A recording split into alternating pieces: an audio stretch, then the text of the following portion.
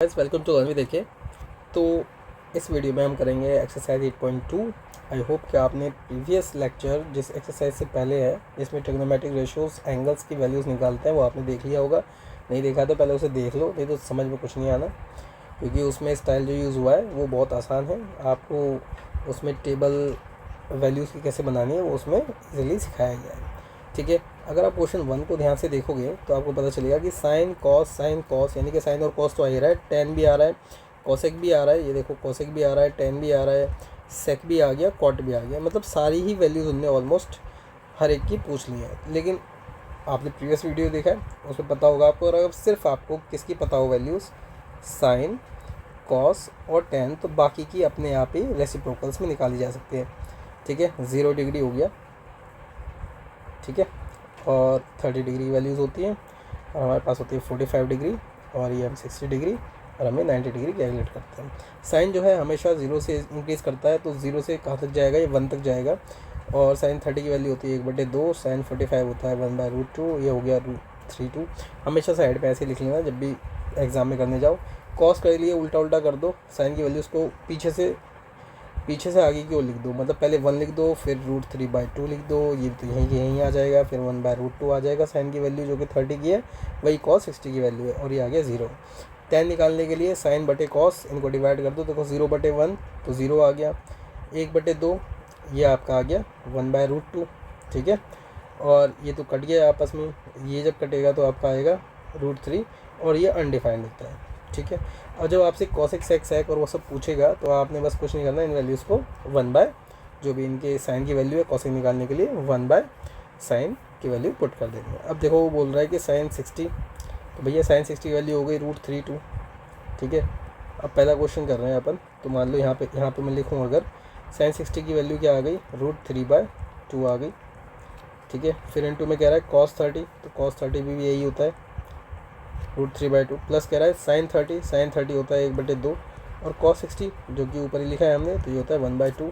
अगर आप ध्यान दोगे 2 दूनी 4, ये कॉमन आ गया, 4 कॉमन आ गया, और ये हो गया आपका 3 3 3 प्लस 1 बराबर 1 आंसर आ गया आपका, यानी कि पहले का आंसर आ गया 1। ठीक है, करके देखो यार, बहुत आसान है, कोई भी तुम्हारे दिमाग में नहीं घुसा सकता। मैथमेटिक्स एक ऐसा सब्जेक्ट है जिसे जितना करोगे उतना ही परफेक्ट होगा। प्लस आपको ये समझना है कि कोई भी आपके पेन ड्राइव की तरह डेटा ट्रांसफ़र तो कर नहीं सकता। ठीक है, अगर ऐसा होता तो तुम यहाँ नहीं होते, ये वीडियो नहीं देख रहे होते, या तुम किताब नहीं पढ़ रहे होते, आप ऑलरेडी कहीं कॉलेज में होते, आप बहुत जीनियस होते। ठीक है, ऐसा नहीं है, हर चीज़ का अपना पेस है। आपको ये 8 महीने कुछ दिए जाते हैं पढ़ने के लिए, वो इसलिए दिए जाते हैं क्योंकि उतना समय लगता होगा चीज़ों को सीखने में। अगर आप जैसे आपकी किताब में अगर 10 चैप्टर है, अगर आप 10 दिन में ख़त्म कर देते तो आपके पास जितने सब्जेक्ट्स हैं वो तो कुछ दिनों के ही थे, फिर तो आपकी फर्स्ट टर्म और मिड टर्म और ये सब एग्ज़ाम की ज़रूरत ही क्या थी। सीधा है आप बोर्ड के, आप तो डेली कर देते, कोई भी चीज़ें आप पर डे बेसिस पे निपटा देते सारी चीज़ें। उतने अपने चैप्टर गिनो, उतने दिन गिनो, आप उतने स्मार्ट होते, और एक बारी में अगर सब सीख लेते तो हो जाता काम। पर ऐसा नहीं है ना, रिविज़न मांगती है हर चीज़। तो भैया कुछ चीज़ों में टाइम लगता है, और वो टाइम आपको देना है। जो उस टाइम को देगा वो महारथी कहलाएगा। अभिमन्यु किसी को नहीं बनना, आधा ज्ञान नहीं लेना है किसी को भी। ठीक है, आपको पूरा ज्ञान लेके जाना है, तभी आप महारथी बन पाएंगे, अन्यथा तो आपको बहुत दिक्कत होने वाली है। ठीक है, तो पहले प्रीवियस वीडियो देख लेना, उसके बाद आपको इस वीडियो को समझने में बहुत आसानी होगी। ठीक है, अब देखो सेकंड वाला क्वेश्चन देखो 1045 की वैल्यू क्या होगी, 1 होगी, तो ये हो गया 2 × 1। ठीक है, प्लस देखो स्क्वायर बोल रहा है तो 1 का 1 ही आएगा। करेक्ट, कॉस स्क्वायर 30, देखो कॉस 30 की वैल्यू है √3/2 माइनस साइन स्क्वायर 30 जो कि यही है। अब नोटिस कर रहे हो, कॉस 30 स्क्वायर ये दोनों, देखो जब माइनस है तो सिर्फ आंसर क्या आ गया, 2 आ गया, ख़त्म हो गया। समझ में आया। अब अगला सवाल देखो, कह रहा है कॉस 45 क्या होता है 1/√2, सेक 30। अब देखो सेक 30 निकालना है, सेक का रेसिप्रोकल होता है कॉस 30, तो कॉस 30 की वैल्यू है √3/2, यानी कि सेक 30 की वैल्यू क्या आएगी 2/√3, प्लस कॉसेक 30, इसका रेसिप्रोकल करोगे तो क्या आएगा, साइन 30 आएगा, और साइन 30 की वैल्यू है 1/√2, यानी कि कॉसेक 30 की वैल्यू क्या हो गई 2 हो गई। एलसीएम लो, सॉल्व कर दो, आंसर आ जाएगा। ये दोनों भाई खुद करके देख लो, इतना तो आसान है, इससे ज़्यादा आप क्या ही करना, आप बिल्कुल बच्चे थोड़ी नहीं हो, निपटा दोगे तुम लोग, इतना तो भरोसा है। आप देखो भाई, ये कोई MCQ टाइप आ गया, आप तुम्हारे एग्ज़ाम में आते हैं ना ऐसे सवाल। तो देखो ये बड़े मज़ेदार सवाल है, इसे इन्हें देखो जल्दी जल्दी करते हैं। वो क्या कह रहा है, वो कह रहा है कि 2 10 30, देखो 10 30 की वैल्यू क्या होती है 1/√3, ठीक है। कह रहा है 1 प्लस, अब ये स्क्वायर बोल दिया इसने, तो 1/√3 का ये स्क्वायर कर देना है, तो ये आ गया 2/√3, ये आ गया 1 प्लस 1/3, 3 एकम 3 ऐसे मिलो 2/√3, 3 एकम 3 और एक ये हो गया 4/3।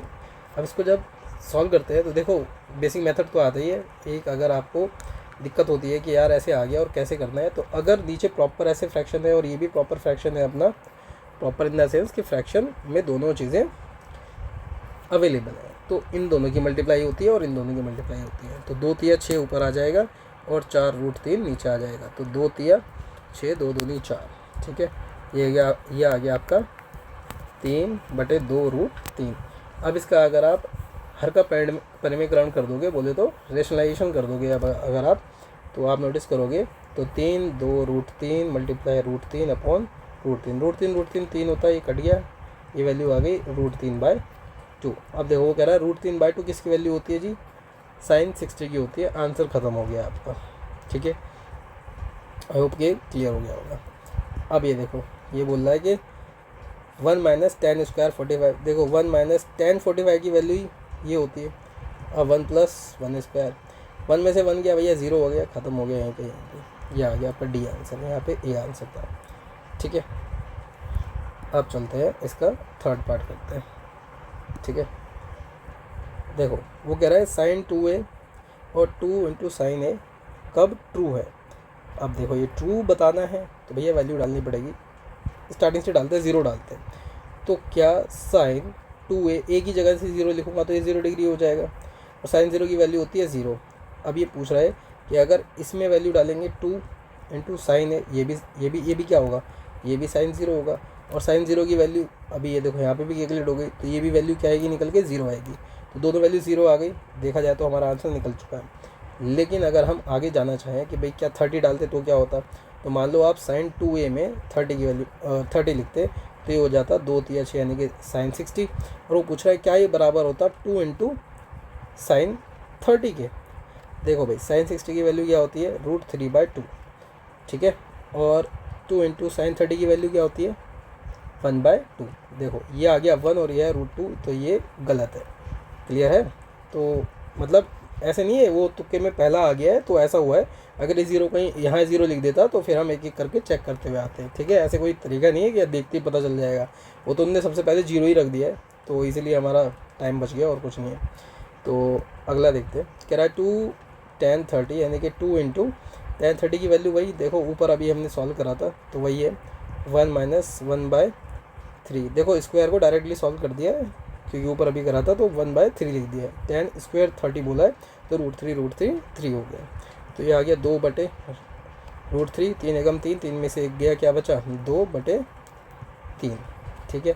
वही 2/√3 फिर 2/3, 2 की मल्टीप्लाई इससे इसकी इससे, तो क्या आएगा 2 तिया 6/2√3, तो 2 तिया 6, जैसे आप देख सकते हो 2√3 × √3 × √3, इससे ये कट गया तो सिर्फ बचा हमारा √3, और √3 किसकी वैल्यू होगी cos sin tan 60 की वैल्यू √3 होती है। ये आ गया आपका आंसर, ठीक है।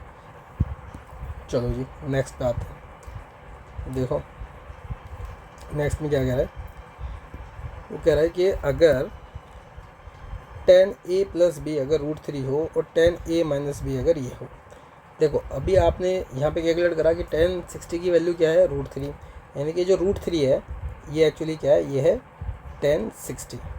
और अभी हमने थोड़ी देर पीछे भी सीखा था कि tan 30 की वैल्यू, अभी ये देखो यहाँ पे कैलकुलेट करी थी ना, tan 30 की वैल्यू क्या होती है 1/√3। तो जैसे ही ये हुआ तो हमें क्या पता चल गया, हमें पता चल गया कि a + b इक्वल आ गया 60, ये इससे आ गया पहली इक्वेशन से, इसे 1 लिख देते हैं, और ये सेकंड इक्वेशन से आ जाएगा आपका a - b = 30, ठीक है। अब मैंने आपको बताया अभी कि बहुत ही सिंपल है इसे सॉल्व करना, तो जब a निकालना हो तो इन दोनों को जोड़ो और 2 से डिवाइड कर दो तो ये आ गया 45, और जब b निकालना हो तो दोनों में से माइनस करो और 2 से डिवाइड कर दो तो ये आ गया 15, एग्जाम्पल में जो अभी क्वेश्चन सॉल्व हुआ था ऑलमोस्ट इक्वेशंस की वैल्यू वैसे ही कैलकुलेट हुई है, ठीक है। तो ये आपके लिए आई थिंक कि बहुत ही आसान रहा होगा। ये मैं हटा देता हूँ, खुद करके देख लेना, ठीक है। अब चलते हैं भाई लास्ट क्वेश्चन जो कि है क्वेश्चन नंबर 4। वो कह रहा है कि भाई क्या साइन ए प्लस बी इक्वल होता है साइन ए प्लस साइन बी। देखो भाई वैल्यू डाल के देख लेते हैं कोई। देखो साइन ए प्लस बी मतलब साइन अगर 30 प्लस अगर 60 लिख लूँ मैं तो क्या आएगा, 30 और 60 को जोड़ेंगे तो 90 डिग्री आ गया, ठीक है। 90 डिग्री की वैल्यू क्या आती है, साइन 90 होता है 1। अब वो कह रहा है साइन ए साइन बी निकाल लो भाई, तो साइन 30 निकाल लेते हैं प्लस साइन 60 निकाल लेते हैं। तो साइन 30 क्या होता है 1/2 प्लस साइन 60 क्या होता है, क्या होता है बताओ, साइन 60 होता है √3/2, ठीक है। तो ये 1 प्लस √3/2 आ गया जो कि इक्वल नहीं है। तो ये ऐसा हो ये कहीं भी पॉसिबल है, ऐसा ये नहीं है, तो ये एक तरीके से आपका कहलाया फॉल्स। अगर इक्वल आ जाते तो ये करेक्ट होता, ठीक है। लेकिन अगर आप यहाँ पे साइन 0 प्लस 90 रखते तो ये वैल्यू इक्वल आ जाएगी। देखो साइन 0 मतलब इस 30 की जगह क्या कर दो आप, 30 की जगह रख दो 0 और 60 की जगह रख दो 90, ठीक है। तो बी 90 आएगा और इसकी वैल्यू 1 होगी। लेकिन जब यहाँ पे आप 0 रखोगे और यहाँ पे आप 90 रखोगे तो देखो साइन 0 0 और ये हो गया आपका 91 और ये आपका 1 आ गया। अब ये ट्रू था, लेकिन क्या ये हर वैल्यू के लिए सही है, नहीं, तो ये इनकरेक्ट हुआ। ओके, अगला देखो,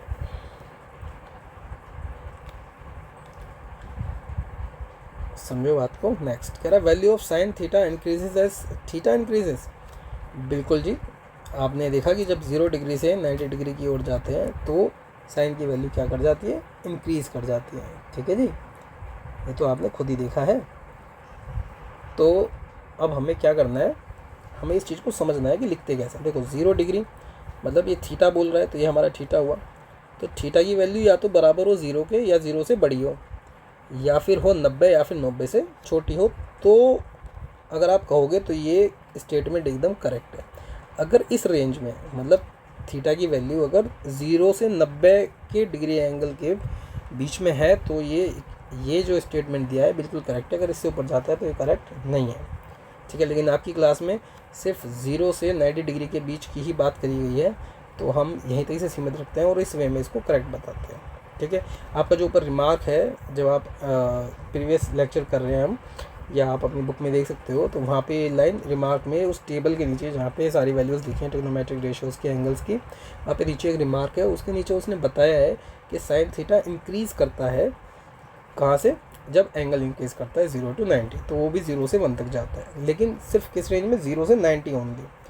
अब वो सेकेंड लाइन में भी ये भी बोलता है कि कॉस कभी भी इंक्रीज़ नहीं करता, कॉस की वैल्यू 0 डिग्री से जब 90 डिग्री की ओर जाएंगे तो डिक्रीज़ करती है, क्योंकि कॉस 0 की वैल्यू होती है 1 और कॉस 90 की वैल्यू होती है 0, तो देखो घट गया ना ये। और हमारे साइन 0 की वैल्यू क्या होती है, 1 होती है, और साइन 90 की वैल्यू होती है 0। उल्टा, साइन 0 की वैल्यू होती है 0 और साइन 90 की वैल्यू होती है 1, तो ये इंक्रीज़ कर गया इस तरीके से। तो आई होप कि ये बात तो आपको क्लियर हो गई होगी, ठीक है। अब देखो भाई, अब आता है आपका नेक्स्ट क्या कह रहा है, वो कह रहा है कि sine theta equal cos theta for all values of theta. कह रहा है अगर थीटा की कैसी वैल्यू डालोगे तो क्या ये इक्वल आएंगे, नहीं भैया, ये सिर्फ 45 डिग्री वाले केस में ही पॉसिबल है, जिसमें इन दोनों की वैल्यू क्या आती है, कॉस, चाहे आप साइन 45 रख लो चाहे कॉस 45 रख लो तो ये 1/2 आएगी। लेकिन अगर आप साइन 30 कैलकुलेट करोगे तो आएगा 1/2, और अगर आप कॉस 30 कैलकुलेट करोगे तो आएगा √3/2, जो कि एक दूसरे के इक्वल नहीं है। तो ये क्या कहलाया, गलत कहलाया, ठीक है। तो आप समझ रहे हो, ये भी गलत है, ये सही है, लेकिन उस रेंज में 0 to थीटा 90 वाले केस में ही सही है, और ये आपका गलत है। अब चलते हैं आखिरी वाला। आखिरी में क्या कह रहा है, कह रहा है cot A is not defined for angle A equal 0। देखो वो कह रहा है क्या कॉट 0 नॉट डिफाइंड है, वो कह रहा है कॉट 0 की वैल्यू बताओ। देखो कॉट क्या होता है, कॉट होता है cos 0 divided by sine 0। Cos 0 भाई अभी हमने सेकंड पहले ही निकाला था हमने कि cos 0 की वैल्यू होती है 1 और sin 0 की वैल्यू होती है 0, जो कि होता है अनडिफाइंड। तो ये बिल्कुल करेक्ट है, 5वां आपका करेक्ट हुआ।